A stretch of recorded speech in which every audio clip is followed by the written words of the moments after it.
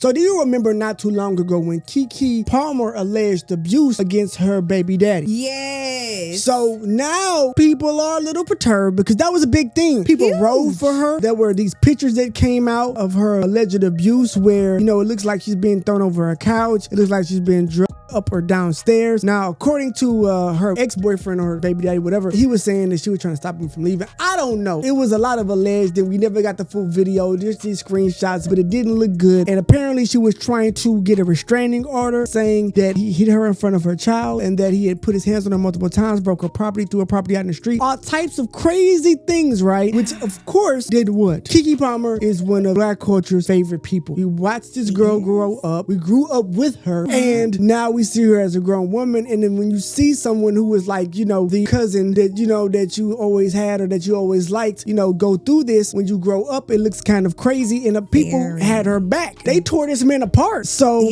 as is right if that is what happened. Exactly. So, the entire situation was crazy. And there was a lot of back and forth. He was alleging things of her parents. Remember, there was like audio calls. They were recording of each other and they would drop it. It was a really messy, disgusting situation. Well, fast forward to today. And I don't know if this is a good thing or a bad thing or what you should call this, but some people have a bit of a problem because now it seems like they have recently reunited after Keke Palmer has dropped, I believe, the charges and the restraining order. Oh. And also, I guess, the custody case, because she was also trying to get, full custody as well. So they dropped this picture not too long ago of them, or he did, of them on a family outing. They look very, very, very happy, which is great. Page 6 wrote an article on it going into detail saying, so according to court documents obtained by the Blast, the domestic violence restraining order hearing that was scheduled for July 16, 2024 was canceled after the Hustler star attorney filed the documents. It's unclear why the hearing was canceled, but it appeared Jackson and Palmer had settled things behind the scenes after they were ordered to attend mediation in December 2023. Issues between the couple were made public last summer when Jackson tweeted his disapproval of the sheer Givenchy dress that the Alice star wore to see Usher's residency show in Las Vegas. Yeah, remember this was a thing too,